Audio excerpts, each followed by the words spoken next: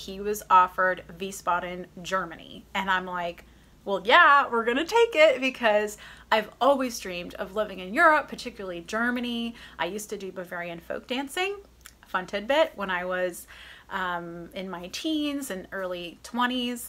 And I was like, yes, we have to do this.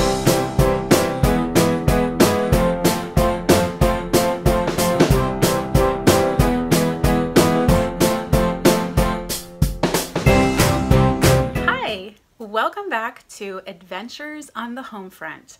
My name is Malori Mayor and I am an Army wife. I also have a channel here on YouTube and you can find it it's simply my name, Malori Mayor.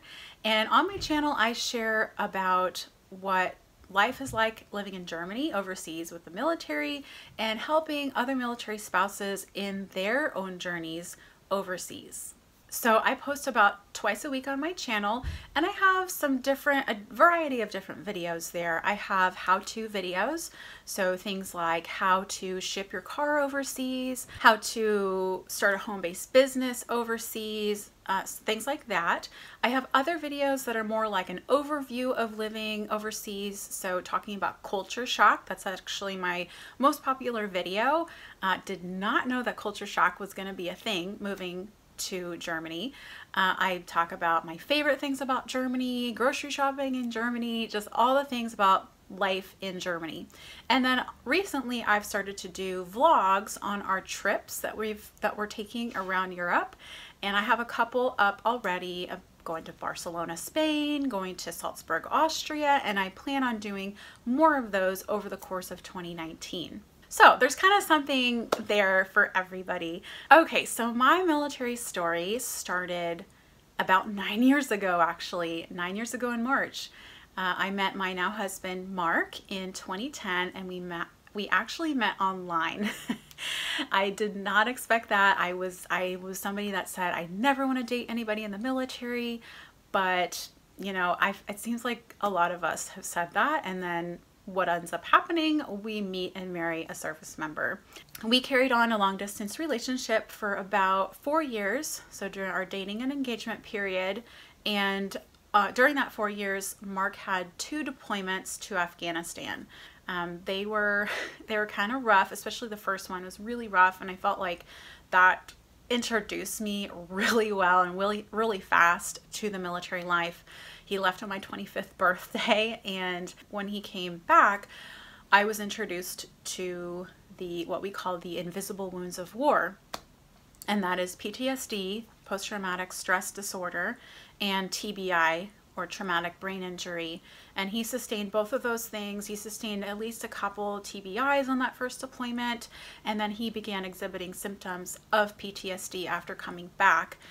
And it was really tough at first. I didn't realize that is what he was dealing with. That's why he seemed like he changed after he came back. And it took several months to really acknowledge and figure out what was going on. But I felt like once we started talking about it and acknowledging that there was an issue, things started getting better.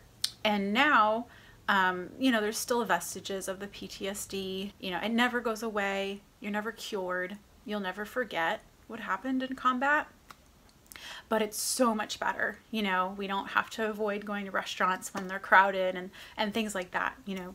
So I'm very thankful for that aspect. Before we were married, I started volunteering with the military community, even though I didn't live near a military base. You know, it's amazing what you can do online, hence YouTube and all this great stuff.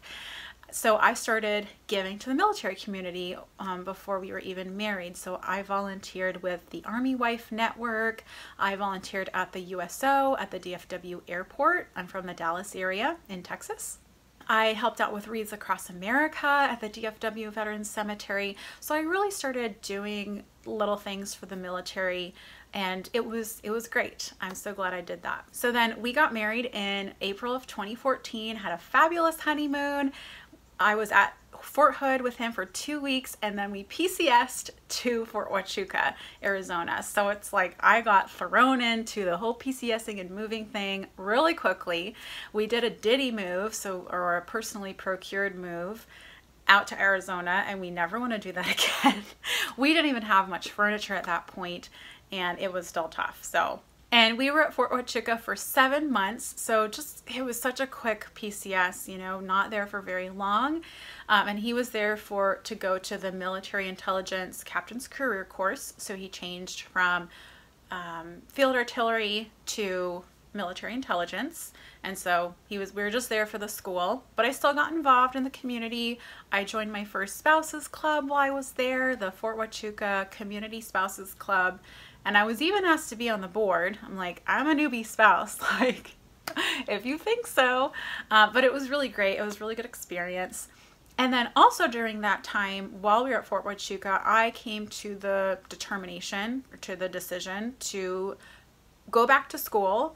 I have a degree in music, a bachelor's degree, but I wanted to go back to school, change careers, and become a registered nurse.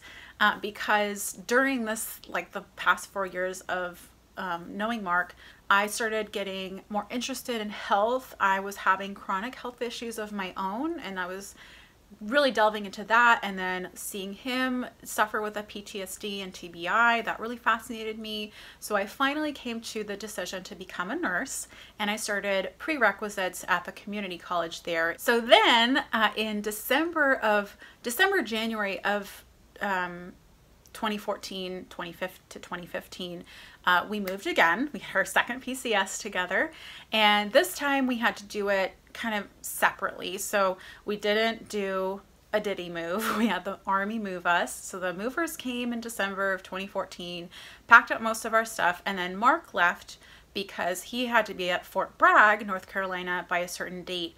But I was still finishing up my classes for the semester. I had to do my finals, and so I couldn't leave. And so I stayed behind. I kind of like camped out in our apartment alone, and then followed him, drove all the way across the country by myself with a car full of stuff. And so that was interesting.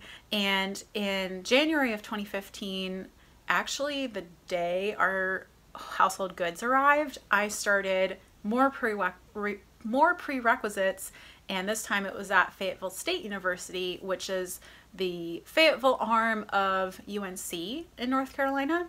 At that point I had 1 year left, and then I could interview, 1 year left of prereqs, and then had to interview for the actual nursing program, which is a 2-year 5-semester program.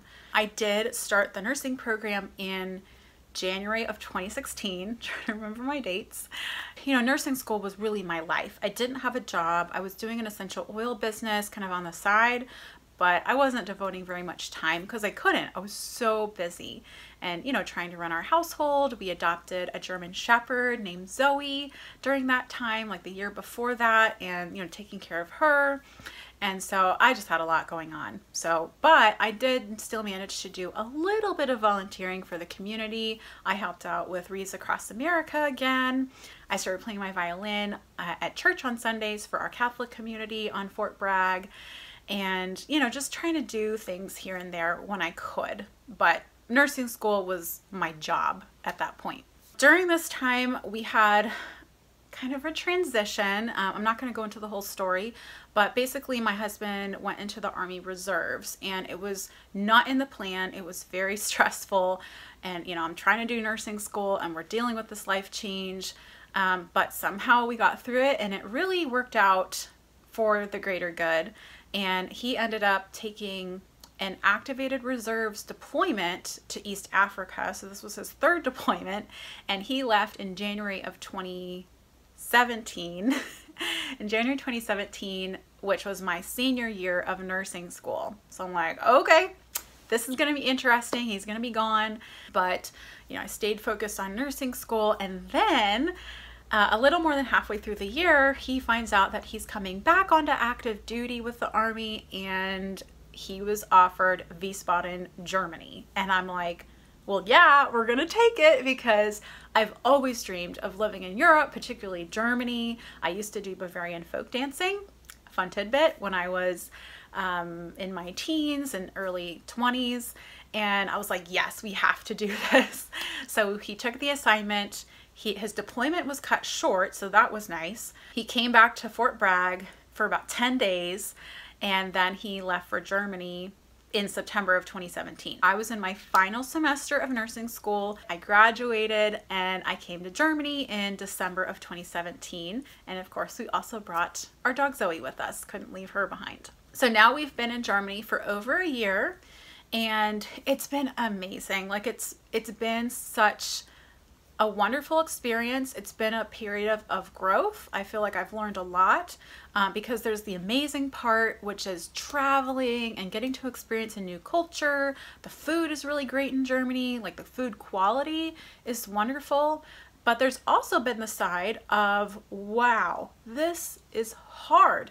Like I mentioned earlier, I did not expect culture shock. You know, I'm like, I did Bavarian folk dancing. Like I'm familiar with German culture. I know German a little bit. I took it in school, but it is not, there's nothing, you can't totally prepare.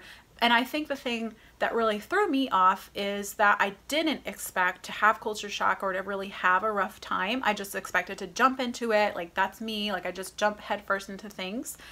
But it was harder than I expected. And I think that made it even harder thinking I wouldn't have a problem.